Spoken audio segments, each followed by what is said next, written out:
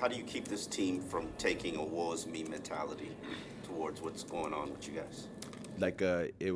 Sorry, I just How do you keep this team from taking a woe is me mentality like this keeps happening to us situation? Yeah. Well, I think it starts with the leadership. And So he asked him, before he answered the question, he asked him, how does this team takes from taking it's a me thing, like, oh, this keeps happening to us, why me, why me? He asked him, how does this team keep from having a why me attitude? And this is his answer. in helping articulate that for the guys, and then what we're expecting out of the guys, right? We're expecting this. Are we getting that? Are we not getting that? We have guys showing up to player-only meetings late, guys not showing up to player-only meetings. Like, there's a lot that goes into that. Do we have to make this mandatory? Do we not have to make this mandatory? So it's a lot of things of that nature. So how do you go into all of that? The question is, how does the team not go into a why this is me thing? Basically, he could have said, like, you know what I'm saying? He could have said, our mental has to be stronger. You feel what I'm saying? We have to go into these games and saying, why not us, instead of why is me. You feel what I'm saying? Like, he could have swung that so many different ways. But like, I feel like this was something that was on Tua's chest from the get-go. And this is something that's going on within the Miami Dolphins facility, because we all remember like early on in the season, we still early on, but like the beginning of the season, they had a players only meeting. So since everybody know that, right? Now we already know some of them players didn't show up, or some of them players were late. They planned that players only meeting, and some of them came in late. We already know they don't respect the head coach and Mike McDaniels. To be honest, I feel like some of them don't respect you as a quarterback.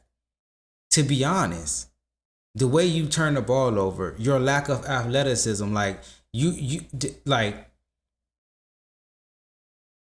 watching this offense is like watching, like, I don't know, like it's hard for you guys to have all this speed, and to have a Darren Waller, and to have Jalen Waddle and Achan, and at some point it was Tyreek Hill, and it's like, to be honest, you were the one. You are the weak link out of the offense to keep it a beam because of your arm strength. It's no you give this weaponry of players to a Lamar Jackson, to a Josh Allen, to a Joe Burrow, to a Matthew Stafford, Patrick Mahomes, like guys that can get the ball down the field, Justin Herbert. You feel what I'm saying? Guys who can get the ball down the field and throw the ball down the field. This is a totally different offense. But because it's your arm doesn't threaten the defense like those other guys, now we throw the ball side to side. Now we throw the ball with anticipation. You feel what I'm saying? Like, it's hard. The explosive plays come from the yak. The explosive plays doesn't come from him throwing the ball 70 yards down the field and somebody running under it. That's not what this offense is. So for you to be like, to basically put your teammates under the bus over a question that didn't really need to be answered like that. He asked you, this is what he asked you. And this is why I said that locker room is fucked up. As some people that's coming into that locker room, they just there to get a check. They there to get their paycheck, that game check, and go on about their business. What is he asked you? He said, "What are some things the team can do to keep from it being to keep the mindset from being why me?" And you all you had to say was, why not us? Our mentality has to be stronger. we have to be more locked in. We have to believe that we can win these games instead of us believing that we are going to lose the games. You feel what I'm saying? Hey, we have to come together as a team so that we don't fall into the same mental traps we've been falling into late in these games. That's all you had to fucking say. You go into a whole soliloquy about players not showing up on time and like, what the fuck that got to do with the... Am I tripping? That we got to get cleaned up, and it starts with the little things like that. To be clear, you're saying some players were late or missed? Late, yeah. Yep. Thank you. Mm-hmm. Thanks, guys. It's so much dysfunction, and the way he was just like, yeah. It's so much dysfunction, and you better be careful, Tua, because I don't know if they're gonna get rid of the GM with the head coach. Because if they get rid of that GM, because I don't think the GM wanted you over Justin Herbert, not the head coach. Brian Flores wanted Justin Herbert. If the owner decides to clean house and says the GM, you got to go, the head coach, you got to go, and y'all have a shitty enough record to pick in the top 5 to get a quarterback, they're going to get a quarterback. And if I'm them, I'm going to go get the quarterback from Baylor. I don't know if he comes out or not, but I seen him play like 2 or 3 times. He has a big arm. He can run. Whatever. He's a good talent. If I'm going to draft anybody out of that class, the class that's coming out, the quarterback from Baylor is a dog. You can fucking go, noodle arm. I need somebody that can get the ball down the field to Jalen Waddle if he want to go deep, or Tyreek Hill if he want to go deep. You feel what I'm saying? And he can run. You can't even fucking run. Like, that's what I'm like, bro. Like, that shit is crazy as shit, bro. How you say this after throwing 3 interceptions? How? How do you have not even the balls? It's like, how do you have the thought process of saying this after you thrown 3 interceptions and say some shit like that about your teammates? And the first fucking highlight of the fucking video is you throwing an interception. I don't care if it bounced out of Jalen Waddle's hands. I don't care about that. You throw the ball, okay. So what? It's an interception. It's an interception. Cool, whatever. It's amazing to me. Like, I don't know. Tua just doesn't strike me as a type of captain or a type of person that the locker room follows. So I know sometimes the best player is not always the leader or the captain, and sometimes it's just somebody that everybody respects. But like the way Tua been going about these press conferences, the way he's been playing, it's like I don't know. Even from like previous years, I never like thought that he would be like the captain, like he's the guy that everybody follows. It's just like, bro, it's not like you really a dog out. Like, come on, bro. Like, you can't get away from, like, come on, bro. What is we talking about, bro? Are y'all fucking Delulu? Have we not been seeing this man play quarterback for the past however many years? You had one good year. I remember early on in his career, they was talking about letting you go. They was talking about going a different direction. He had one good year. And I think that was the year that Tyreek Hill came over. One good year. And now you just like at the podium throwing all your teammates under the bus, like you out here playing your ass off. Like, it really doesn't make any sense to me, bro. So like, what is we really talking about, Tua?